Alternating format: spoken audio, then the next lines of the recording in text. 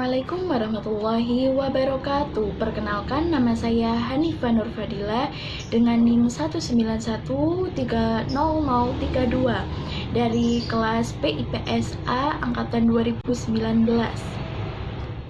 Adapun pokok pembahasan yang akan saya bahas ada 6 poin. Yang pertama, biografi Maximilian Weber. Yang kedua, pentingnya posisi pemikiran Maximilian Weber dalam sosiologi. Yang ketiga, ada teori tindakan sosial. Dan yang keempat, ada Verstehen. Yang kelima, ada birokrasi, terkait karakter birokrasi dan patologi birokrasi. Dan yang terakhir, ada tipe-tipe kepemimpinan oleh Maximilian Weber. Yang pertama, biografi Maximilian Weber. Maximilian Weber lahir di Erfurt, Jerman pada tanggal 21 April 1864. Beliau lahir dari keluarga yang kaya raya dan terpandang. Ayahnya seorang birokrat dan menduduki posisi politik yang penting di Jerman, dan ibunya penganut Calvinis yang taat. Maximilian Weber pernah belajar hukum, ekonomi, sejarah, dan sosiologi di Universitas Heidelberg, Univ Göttingen, Univ Berlin, dan Univ Freiburg. Dan Maximilian Weber pernah menjadi presiden di penghujung Perang Dunia Pertama pada tahun 1918. Dan beliau meninggal pada tanggal 14 Juni tahun 1920. Perbedaan latar belakang kedua orang tuanya sangat mempengaruhi oleh orientasi intelektual dan psikologis perkembangan Max Weber. Maximilian Weber atau yang dikenal dengan Max Weber ini dulunya adalah tokoh yang berbadan besar dan kekar, namun beliau mengalami depresi. Beliau memberikan jawaban yang sangat fatalistik. Untuk apa aku melakukan semua ini? Dari karya-karya yang dibuatnya. Dan beliau memberikan jawaban yang sangat fatalistik, yakni untuk mengukur sejauh mana otaknya bertahan. Adapun karya-karya yang termasyhurnya yakni ada Etika Protestan dan Spirit Kapitalisme, yang mana karya ini dipengaruhi oleh ibunya yang penganut taat agama Calvinisme. Dan karya-karyanya ini juga banyak dipengaruhi oleh ibunya. Masuk ke pembahasan yang kedua, yakni pentingnya posisi pemikiran Max Weber dalam sosiologi. Beliau dikenal dengan seorang figur yang sangat radikal. Karena apa? Dia membalikan paradigma sosiologi dari makro yang dulunya objek kajiannya adalah masyarakat ke mikro individu. Beliau beranggapan bagaimana bisa kita mengkaji masyarakat sedangkan masyarakat itu terdiri dari masing-masing individu yang mempunyai pola pikir berbeda dan perasaan yang berbeda. Sangat mustahil sekali kita mengkaji masyarakat karena masyarakat itu adalah individu yang memiliki kepentingan masing-masing. Dan beliau juga beranggapan bahwa orientasi yang bisa diukur dan bisa dikaji adalah individu. Nominalisme sosiologi artinya apa? Memisahkan individu dari masyarakat. Nah, pemikiran Max Weber ini memunculkan perspektif mikrososiologi. Kalau kita baca dari buku George Rizer, eksemplar dari buku George Rizer, ilmu sosiologi memiliki multi paradigma, yakni terdiri dari fakta sosial, perilaku sosial, dan definisi sosial. Khusus definisi sosial ini yang mempelopori adalah Maximilian Weber. Masuk ke pokok pembahasan yang ketiga, yakni teori tindakan sosial. Apa sih teori tindakan sosial itu? Teori tindakan sosial berimplikasi pada individu yang lain, yang artinya apa? Tertuju pada orang lain, memiliki makna pada orang lain, dan berdampak bagi orang lain. Tindakan individu itu berimplikasi pada individu itu sendiri yang berlandaskan motif atau rasionalitas, yang terbagi menjadi 5 rasionalitas. Yang pertama ada rasionalitas formal, kedua instrumental, yang ketiga rasionalitas nilai, dan yang keempat ada rasional afektif, yang terakhir ada rasionalitas tradisional. Nah, khusus yang pertama ini rasionalitas formal di buku George Rizer ini dihilangkan. Masuk ke rasionalitas yang pertama, yakni rasionalitas formal. Apa sih rasionalitas formal itu? Yakni tindakan individu yang didasarkan pada kalkulasi untung rugi. Bagaimana contohnya? Yakni, saya akan mau menolong kamu jika kamu mau menolongku. Jadi kita membandingkan dulu kalau mau berbuat. Oh, kira-kira aku kalau melakukan ini untung gak ya, rugi gak ya? Dan hal ini lebih menekankan ke resiprokal dalam hubungan sosial. Rasionalitas yang kedua adalah rasionalitas instrumental. Instrumental sendiri itu adalah alat. Jadi tindakan individu yang didasarkan pada upaya pencapaian tujuan seefektif dan seefisien mungkin, namun menjadikan seseorang atau individu lain sebagai alat dalam mencapai tujuannya.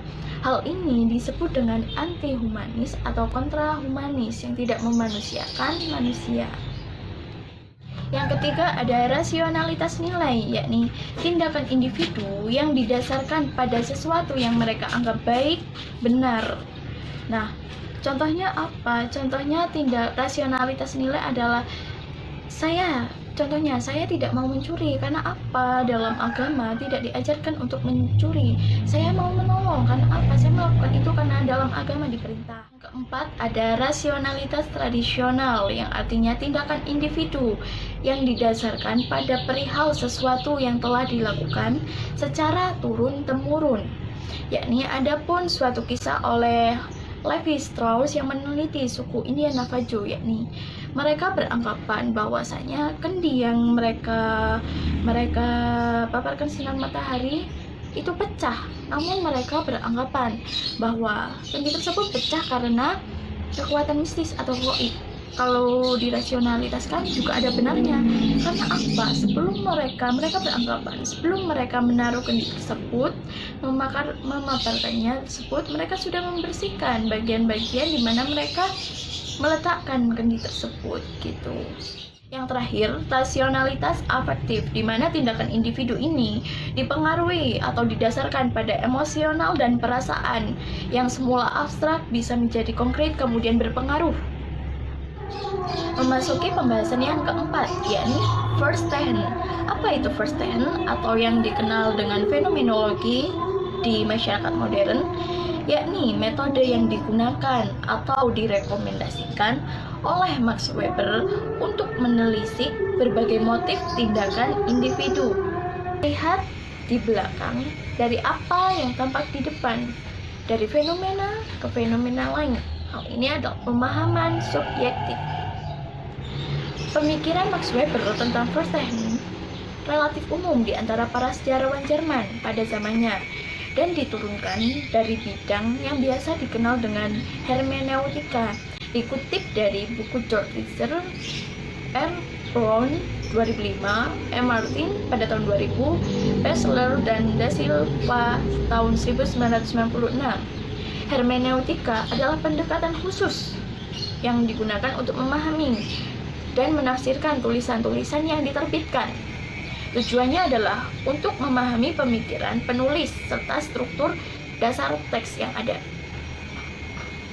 Weber dan lainnya, misalnya Wilhelm Dilthey, berusaha memperluas gagasan ini dari pemahaman teks ke pemahaman kehidupan sosial. Masuk ke pokok pembahasan yang kelima, yakni adalah birokrasi.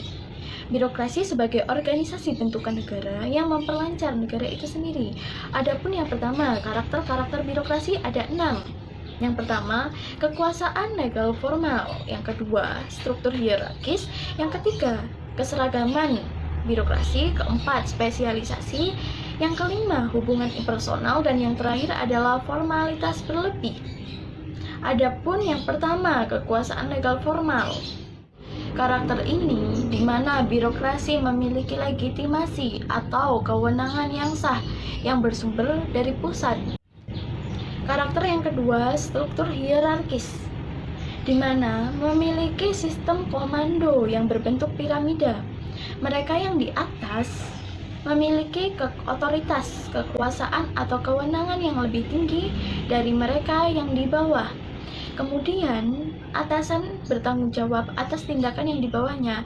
Namun, bagi Max Weber, Struktur hierarkis ini seringkali menimbulkan sakit hati. Karena apa? Karena berdasarkan asesmen prestasi, jadi mereka yang lebih tua dan namun tidak berprestasi tidak bisa memimpin, tapi mereka yang lebih muda di atas memimpin, sehingga mereka yang lebih muda memiliki prestasi atau asesmen bisa menyuruh dengan sesuka hati mereka yang lebih tua.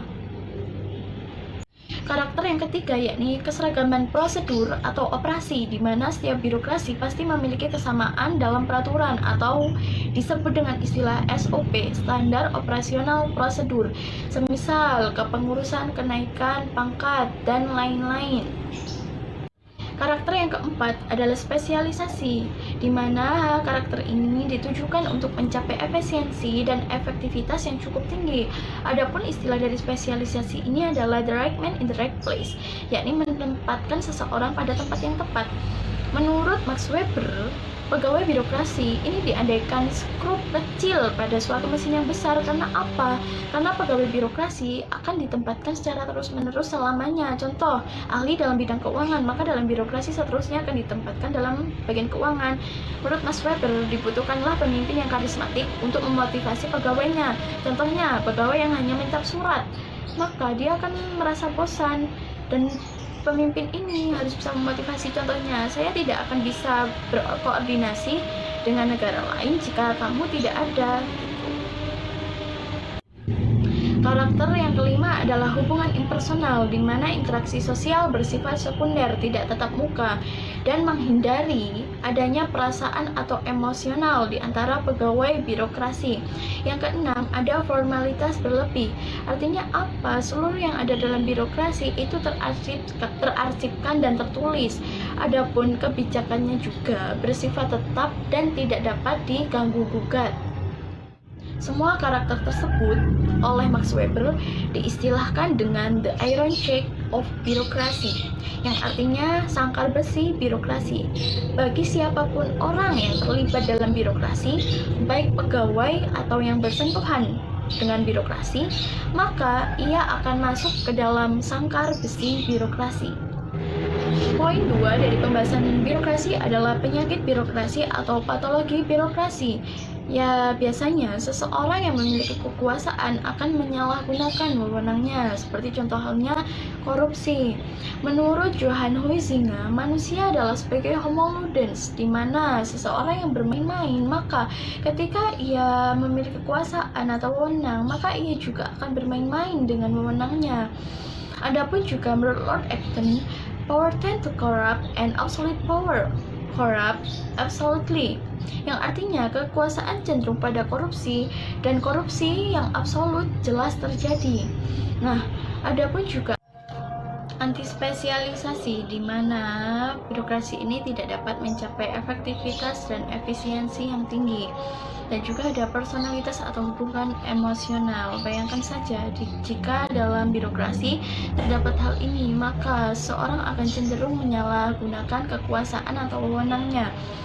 Yang terakhir adalah informalitas. Bayangkan saja jika dalam birokrasi tidak ada arsipan tentang sesuatu hal-hal yang penting oleh birokrasi. Masuk ke pokok pembahasan yang terakhir, yakni tipe-tipe kepemimpinan. Menurut Max Weber terbagi menjadi 3. Yang pertama tradisional, yang kedua legal rasional, dan yang terakhir karismatik.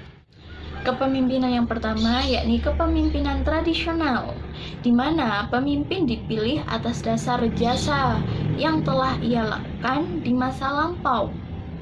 Biasanya, semakin lama ingatan masyarakat akan jasa-jasa yang telah dilakukannya di masa lampau, maka kepemimpinan ini atau kekuasaannya akan semakin lama. Dan kepemimpinan ini biasanya dilakukan secara turun-temurun yang bisa kita temukan di masyarakat tradisional atau masih primitif. Yang kedua, kepemimpinan legal rasional, di mana pemimpin dipilih atas dasar mandat atau kewenangan yang lebih tinggi di atasnya. Nah, kepemimpinan ini atau kekuasaan bersifat legal atau sah yang berlegitimasi bersumber dari pemerintah pusat. Kepemimpinannya bersifat periodik, dan secara umum kepemimpinan ini bisa kita temui di masyarakat modern. Yang yang terakhir, kepemimpinan karismatik, di mana pemimpin dipilih atas dasar mereka memiliki kekuatan yang luar biasa atau berbeda dengan orang-orang yang lain, memiliki kualitas-kualitas metafisik seperti halnya mereka berkarisma, terlihat berkarisma. Dan adapun kekuasaan itu didasarkan pada memori atau ingatan masyarakat dan juga legal atau formal. Kepemimpinan ini bersifat turun-temurun dan juga dapat kita temui pada masyarakat tradisional dan modern. Menurut Max Weber, untuk menjadi pemimpin yang berkarisma dibutuhkan kekonsistenan dalam berperilaku selama 20-40 tahun. Sekian presentasi saya terkait pemikiran Max Weber. Wassalamualaikum warahmatullahi wabarakatuh.